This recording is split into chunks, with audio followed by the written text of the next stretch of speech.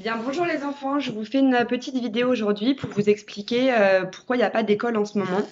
Parce que je sais qu'il y en a quelques-uns parmi vous pour qui c'est un petit peu compliqué de comprendre ça. Alors vous avez certainement entendu vos parents ou aux informations ou des gens en parler. Il y a un virus qui circule en ce moment qui s'appelle le coronavirus. C'est un petit peu compliqué. En gros, c'est pas un virus qui circule dans l'air, c'est un virus que les gens, les adultes, les enfants se transmettent avec la salive, en se serrant la main, en éternuant. Ça passe d'une personne à l'autre et c'est un petit peu comme un microbe. Et en fait, quand on a ce virus, ben, on est malade, on a de la fièvre, on a du mal à respirer, on tousse beaucoup. Et du coup, comme c'est très très contagieux, ça veut dire qu'il y a plein de gens qui peuvent l'avoir. On n'a pas envie que tout le monde soit malade, on n'a pas envie que les enfants soient malades. Du coup, les écoles sont fermées. Comme ça permet que chacun soit bien protégé dans sa maison. C'est ce qu'on appelle le confinement. Le confinement, c'est comme font les trois petits cochons, par exemple. Ils restent chacun dans leur maison pour être bien protégés, pour ne pas être attaqués.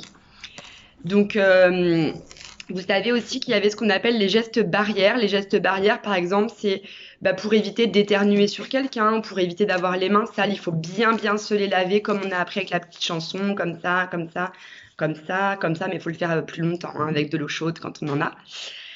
Et du coup, comme les écoles sont fermées, on a mis en place ce qu'on appelle l'école à la maison. Alors l'école à la maison, c'est pas comme l'école, hein, parce que l'école, il y a toutes les affaires. Déjà, il y a les chaises, les tables, la salle de sport, la peinture, il y a les copains, et il y a la maîtresse. À la maison, il n'y a pas les affaires de l'école, il n'y a pas la maîtresse, et il n'y a pas les copains. Du coup, on essaie de faire quand même des petites activités, peut-être une petite activité le matin, une petite activité l'après-midi, pour faire un peu comme si c'était l'école, les jours d'école, le lundi, le mardi, le jeudi et le vendredi. Alors pourquoi on fait l'école à la maison? Déjà pour pas s'ennuyer, parce que sinon la journée elle va être longue. Donc si on arrive à trouver une petite activité, euh, quelque chose qu'on faisait à l'école, c'est bien. Et ensuite c'est pour ne pas oublier, parce que si on reste plusieurs jours, plusieurs semaines sans se rappeler tout ce que l'on a appris à l'école, à force on va l'oublier. Et ce serait dommage parce que moi je sais que vous avez appris plein de choses depuis la rentrée. Vous avez appris le nom des lettres, vous avez appris à compter, les formes, les couleurs, à raconter des histoires, à raconter des comptines, à colorier, à découper, plein de choses comme ça. Donc continuez de les faire à la maison pour ne pas les oublier. Et moi, je pense à vous aussi. Je vous enverrai très bientôt des nouvelles activités, des petites idées de choses à réaliser à la maison.